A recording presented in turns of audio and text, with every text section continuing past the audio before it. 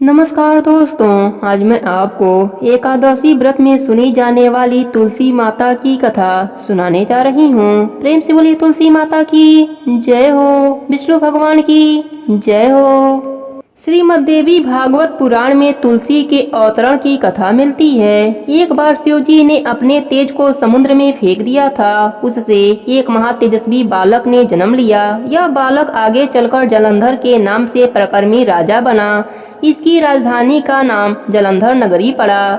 दैत्यराज कालनेमी की कन्या वृंदा का विवाह जलंधर से हो गया। जलंधर महाराक्षस था। वह माता लक्ष्मी को पाने की कामना से उनसे युद्ध किया, परंतु समुद्र से ही उत्पन्न होने के कारण माता लक्ष्मी ने उसे अपने भाई के रूप में स्वीकार किया। वहां से पराजित होकर वह देवी पार्वती को पाने की लालसा से कैलाश पर्वत पर गया। भगवान देवाधिदेव शिव जी का ही रूप धारण कर माता पार्वती जी के समीप गया, परंतु माता ने उसे पहचान लिया और वहां से अंतर ध्यान हो गईं। और देवी पार्वती ने क्रोधित होकर सारा वृतांत भगवान विष्णु जी को सुनाया। जलंधर की पत्नी वृंदा अत्यंत ही पतिव्रता स्त्री थी। उसी के पतिव्रत शक्ति से जलंधर न तो मारा जाता था, न ही पराजित होता था। इसलिए जलंधर का नाश करने के लिए वृंदा के पतिव्रत धर्म को भंग करना बहुत ही जरूरी था। इसी कारण भगवान विष्णु ऋषि का भेष धारण करके वन में जा पहुँचे। वहाँ वृंदा अकेली भ्रमण कर रही थी। भगवान के साथ दो मायावी राक्षस भी थे, जिन्हें देखकर वृंदा भयभीत हो गई। ऋषि ने वृंदा के सामने बल से दोनों को भस्म कर दिया। उनकी शक्ति देखकर वृंदा ने कैलाश पर्वत पर महादेव जी के साथ युद्ध कर रहे अपने पति जलंधर के बारे में पूछा। ऋषि ने अपने माया जाल से दो बंदर प्रकट किए। एक बंदर के हाथ में जलंधर का सिर था और दूसरे हाथ में धड़ था। अपने पति की यह दशा देखकर वृंदा मूर्छित होकर गिर पड़ी। होश में आने पर उसने ऋषि रूपी भगवान से विनती की वह उसके पति को जीवित कर दें। भगवान ने अपने माया से पुनः जलंधर का सिर धड़ से जोड़ दिया, परंतु वह उसी के शरीर में प्रवेश कर गए। वृंदा को इस छल का जरा भी पता नहीं चला। जलंधर बने भगवान के साथ वृंदा पतिव्रता का व्यवहार करने लगी, जिससे उसका अस्तित्व भंग हो गया। ऐसा करते ही वृंदा का पति जलंधर युद्ध में हार गया और वह मारा गया। इस छल का पता वृंदा को चला तो उसने क्रोध होकर भगवान विष्णु को शिला होने का श्राप दे दिया तथा स्वयं सती हो गई। जहाँ वृंदा भस्म हुई वहाँ तुलसी का पौधा उगा। भगवान विष्णु ने वृंदा से कहा, हे वृंदा, तुम अपने अस्तित्व के कारण मुझे लक्ष्मी से भी अधिक प्रिय हो गई हो। अब तुम तुलसी के रूप में सदा मेरे साथ रहोगी। जो मनुष्य मेरे शालिग्राम रूप पर तुलसी का पत्र चढ़ाएंगे उसे इस लोक और परलोक में यश कीर्ति प्राप्त होगी। जिस घर में तुलसी होगी वहाँ यम के दूत भी असमय नहीं जाएंगे। गंगा व नर्मदा के जल में स्नान तथा तुलसी का पूजन बराबर माना जाएगा। चाहे मनुष्य जितना भी पापी क्यों ना हो, परंतु मृत्यु के समय गंगा और तुलसी दल मुख में रख लेने से वह पापों से मुक्त होकर वैकुंठ को प्राप्त होगा। जो मनुष्य तुलसी के छाया में अपने पितरों का श्राद्ध करेगा उसके पितर मोक्ष को प्राप्त होंगे। जिस भी कामना से मनुष्य तुलसी पूजा या तुलसी कथा सुनेगा उसकी वह कामना पूरी हो जाएगी। प्रेम से बोली तुलसी माता की जय हो, विष्णु भगवान की जय हो। एक समय की बात है, एक गांव में एक बुढ़िया माई रहती थीं। वह नित्य नदी पर स्नान करती और तुलसी माता को सींचती और तुलसी माता से कहती, तुलसी माता सबकी दाता, मैं बिरला सींचूं, तू कर निस्तार मेरा। तुलसी माता अड़ुआ दे, लडुआ दे, पीताम्बर की धोती दे, मीठा मीठा ग्रास दे, बैकुंठ का वास दे, चटके की चाल दे, पटके की मौत दे, चंदन की गांठ दे, झालर की झंकार दे, साई का रास दे, दाल भात का जीवन दे, 11 की मौत दे और कृष्णा की कंधा भी दे दे। बुढ़िया माई रोज तुलसी सींचने के बाद यही बात कहती थीं। उसकी बात सुनकर तुलसी माता सूखने लगी। एक दिन भगवान हरि ने पूछा, हे प्रिय, इतनी औरतें तुम्हें सींचती हैं, मीठा भोग लगाती हैं, गीत सुनाती हैं, फिर भी तुम क्यों सूख रही हो? तब तुलसी माता ने कहा, प्रभु, एक बुढ़िया माई रोज मेरे पास आती हैं और रोज मुझसे यही सब बातें कहती हैं। मैं हर बात पूरी कर सकती हूँ, पर श्री हरि का कांधा कहाँ से ला कर दूंगी?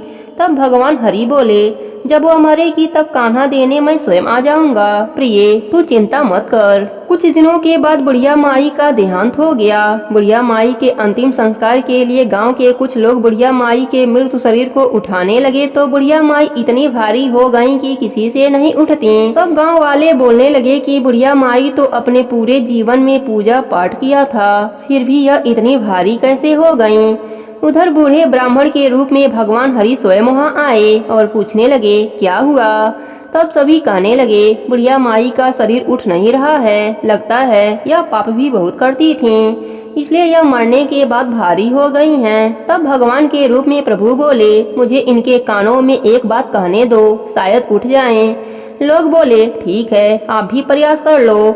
भगवान बुढ़िया माई के कानों में कहने लगे बुढ़िया माई मन की निकाल ले, अड़ुआ ले, गड़ुआ ले, पीताम्बर की धोती ले, मीठा मीठा ग्रास ले, बैकुंठ का वास ले, चटके की चाल ले, पटके की मौत ले, चंदन की गांठ ले, झालर की झंकार ले, दाल भात का जीवन ले, एकादशी की मौत ले और ले श्री हरि का कान्हा भी ले ले। इतना कहते ही बुढ़िया माई हल्की हो गईं। भगवान अपने कंधे पर उन्हें ले गए। बुढ़िया माई को मुक्ति मिल गई और वह श्री हरि के साथ बैकुंठ लोक को चली गई। हे तुलसी माता, जैसे आपने बुढ़िया माई पर अपनी कृपा करी वैसे ही अपने सभी भक्तों पर अपनी कृपा बनाए रखना। प्रेम से बोले तुलसी माता की जय हो, विष्णु भगवान की जय हो। एक समय की बात है, एक गांव में एक सेठानी रहती थी। वह तुलसी माता का नित्य नियम निभाती थी, रोज तुलसी सींचती, दिया लगाती। तुलसी माता की कृपा से सेठानी को एक बेटी हुई। सेठानी तुलसी माता में अत्यधिक प्रीति रहने के कारण अपने बेटी का नाम तुलसी रखा। सेठानी की बेटी तुलसी धीरे धीरे बड़ी होने लगी। अब वह रोटी दूध खाने योग्य हो गई। सेठानी तुलसी बिटिया को रोटी खाने के लिए बुलाती तो तुलसी माता रोटी खा जाती। बेटी भूखी रह जाती, फिर वह रोती। कुछ दिनों के बाद सेठानी को पता चला कि उसकी बनाई हुई रोटी तुलसी माता खाती हैं। फिर क्या था, सेठानी बहुत ही खुश हुई और वह पूरे मोहल्ले में बता आई कि उसके घर तुलसी माता रोटी खाने आती हैं। अब तो सेठानी को धीरे धीरे घमंड हो गया कि उसके घर तुलसी माता रोटी खाने आती हैं। इस बात से तुलसी माता क्रोधित हो गईं और सेठानी को श्राप दे दिया। अब सेठानी किसी भी तुलसी क्यारे के पास जाती तो वह सूख जाता। गांव की स्त्रियां उसे अपने घर आने से मना करने लगीं। अब सेठानी को बड़ा ही पछतावा हुआ और वह तुलसी माता से रो रो कर क्षमा मांगने लगी। तुलसी माता उसे क्षमा कर दिया और बोली अब मैं तेरे घर रोटी खाने नहीं आऊंगी, अब तुम स्वयं तुलसी पत्ते को अपने खाने में डालना। अब सेठानी खाना बनाती और तुलसी पत्ते को भोजन में डालती, ठाकुर जी को भोग लगाती। तुलसी माता की कृपा से सेठानी का घर अन्य धन से भर गया। हे तुलसी माता, जैसे आपने सेठानी पर अपनी कृपा करी वैसे ही अपने सभी भक्तों पर अपनी कृपा बनाए रखना। प्रेम से बोले तुलसी माता की जय हो। एक गांव में एक भाई बहन रहते थे। दोनों की शादी हो गई। बहन तुलसी माता का नित्य नियम निभाती थी। एक दिन भाई बहन से मिलने गया। उस समय बहन नहा धोकर तुलसी माता को सींचने जा रही थी। उसने कहा भैया आप थोड़ी देर बैठिए, मैं तुलसी माता का नित्य नियम करके आती हूँ। भाई को बहन पर बहुत गुस्सा आया। उसने सोचा मैं बहन से पहली बार मिलने आया हूँ और यह तुलसी नित्य नियम निभाने में लगी है। भाई ने कहा बहन तुम आराम से तुलसी पूजा करो, मैं घर जा रहा हूँ। भाई गुस्से में आकर अपने बहन को 10 पैसा दिया और अपने घर चला गया। बहन 10 पैसे उठाई और सोचने लगी मेरा भाई इतना अमीर है फिर भी 10 पैसा दिया, अगर और दिया होता तो मैं घर के कुछ सामान लेकर आती। यह सोचते सोचते बहन तुलसी क्यारे के पास गई। वहीं पर 10 पैसा रख तुलसी सींचा, वहीं बैठकर कहानी कही। बहन 10 पैसा उठाना भूल गई। फूल पत्ती से वह 10 पैसा मिट्टी में दब गया। कुछ दिनों के बाद उसके तुलसी पौधे के बीच से हीरे झड़ने लगे। बहन हीरे देखकर बहुत खुश हुई। तुलसी माता की कृपा से बहन के पास भी खूब धन दौलत हो गए। वह सुखी जीवन जीने लगी। हे तुलसी माता, जैसे आपने गरीब बहन पर अपनी कृपा करी वैसे ही अपने सभी भक्तों पर अपनी कृपा बनाए रखना। प्रेम से बोले तुलसी माता की जय हो, विष्णु भगवान की जय हो। एक समय की बात है, एक गांव में एक पति पत्नी रहते थे। उनके 2 बेटे और एक बेटी थी। बड़ा होने पर दोनों बेटों का विवाह हो गया। बड़ी वाली बहू बहुत ही घमंडी थी और अपने में ही मगन रहती थी।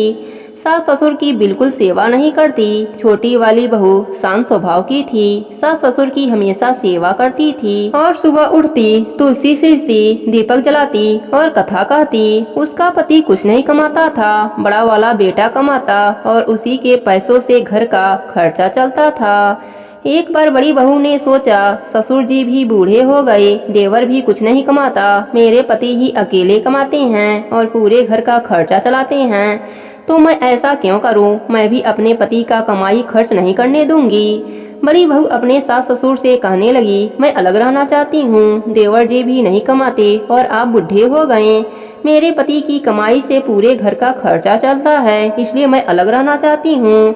बड़ी बहू ने घर का बंटवारा कर दिया। घर का जो भी अच्छा वाला सामान था अपने हिस्से में ले लिया और जो भी टूटा फूटा सामान था वह छोटी बहू के हिस्से में दे दिया। सास ससुर और ननद को भी छोटी बहू के हिस्से में दे दिया। पक्के मकान का अच्छा वाला हिस्सा ले लिया और टूटा फूटा हिस्सा छोटी बहू को दे दिया। छोटी बहू बोली, मैं आपके बंटवारे से सहमत हूँ, बस एक मेहरबानी और कर दीजिए। आपके हिस्से में जो तुलसी का पौधा है या मुझे दे दीजिए या तो वहाँ पर पूजा करने की अनुमति दे दीजिए। बड़ी बहू झिलमिलाती हुई गई और तुलसी का पौधा उखड़ कर ले आई और छोटी बहू के हाथों में देती हुई बोली, यह ले, तुलसी का पौधा भी ले ले। वैसे भी मुझे फुर्सत कहाँ पूजा पाठ करने की।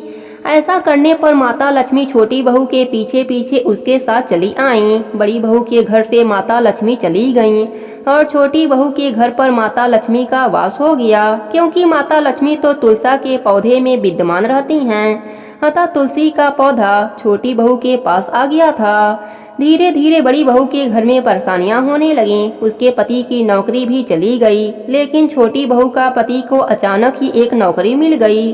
वह बहुत ही मेहनत से राजा के यहाँ काम करने लगा। उससे प्रसन्न होकर राजा ने उसे रहने के लिए मकान और खेती करने के लिए 100 बीघा जमीन दे दिया। रात दूना दिन चौगुना तरक्की करने लगा और जेठानी के यहाँ कंगाली छाने लगी।